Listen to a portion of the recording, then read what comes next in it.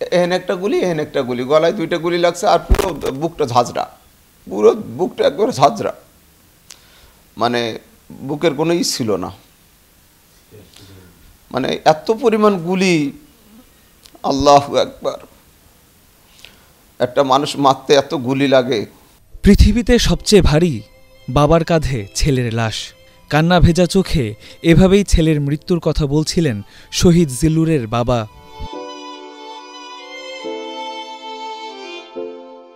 17 বছরের জিল্লুর শেখ লেখাপড়া করতেন একটি বেসরকারি কলেজের একাদশ শ্রেণীতে। 18 জুলাই মসজিদে যাবার কথা বলে যোগ দেন বাড্ডায় ছাত্র জনতার আন্দোলনে। সেদিন আন্দোলনকারীদের ওপর নির্বিচারে গুলি চালায় আইনশৃঙ্খলা রক্ষাকারী বাহিনী। তাতেই ঝরে যায় মেধাবী ছেলেটির প্রাণ। 1:45টার দিকে বাসা থেকে বার হয়ে গেল। ও বলল, ওর আম্মা বলল যে ও বার হয়ে যাচ্ছে। তা আমি বাথরুমের ভিতরে, আমি বললাম যে বাবা নামাজে যাও। তো নামাজে গেল, নামাজের কথা বলেও গেছে, কিন্তু প্রতিটা আন্দোলনে ছিল, এটা পরে আমি শুনতে পাচ্ছি যে প্রতিটা আন্দোলনেও ছিল। পরে ওইখান থেকে আমি নামাজ সুন্নাত নামাজ বাসায় পড়লাম, উক্ত নামাজটা আমি নিচে পড়লাম। নিচে পড়ে আমি যখন মোবাইল চেক করলাম, দেখলাম 3টে কল আসছে। তা 3টে কল আসলে আমি ব্যাক করলাম। ব্যাক করার পরে তখন আমি বাসার ভিতরে ঢুকে গেছি। ব্যাক করার পরে বলতেছে যে আঙ্কেল জিল্লুর নাই, জিল্লুর বাঁচাইতে পারলাম না।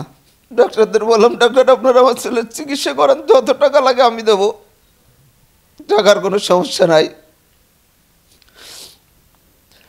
ডাক্তাররা দেখে বললো যে নাই।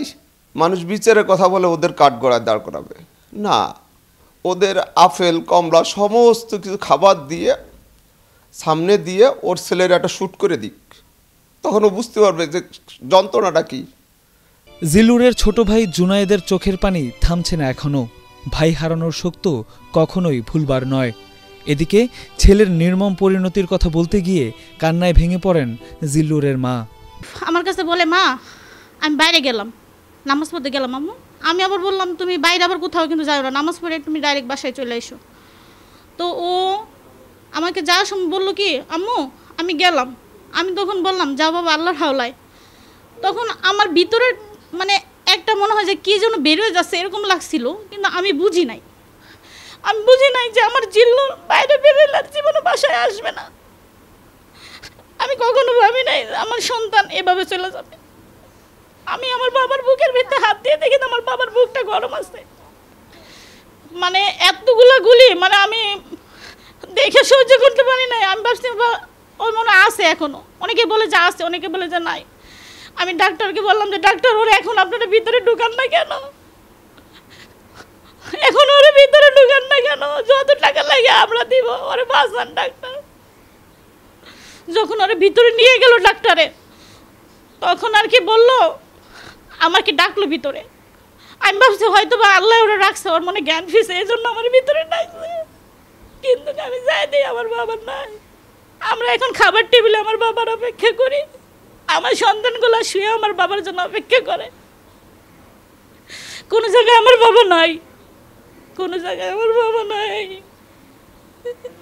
আমার 2 বছরের মেয়ে, তাও ওর ভাইয়ের কথা রাত্রি বলে কান্না করে, মোবাইল থেকে ছবিটা নিয়ে বুকের ভিতরে চলে দাদা দাদা বলে। রাজনৈতিক কোনো দলের সাথে যুক্ত ছিলেন না জিল্লুর, কিন্তু বিবেকের তাড়নায় ঘরে থাকতে পারেননি তিনি। যোগ দিয়েছিলেন গণমানুষের মিছিলে। বিভিন্ন রাজনৈতিক দল তার স্বার্থ জন্য আমার ভাই যে শহীদ হয়েছে এই নামটাই আর কি ব্যবহার করছে। না, আমার ভাই কোনো রাজনৈতিক দলের সাথে কোনোভাবে সংযোগ ছিল না। জিল্লুরের পরিবারের পাশাপাশি শোকের ছায়া নেমে এসেছে তার প্রতিবেশীদের মাঝেও। এভাবেই শত পরিবারের স্বপ্ন ভঙ্গ হয়েছে বুলেটের আঘাতে।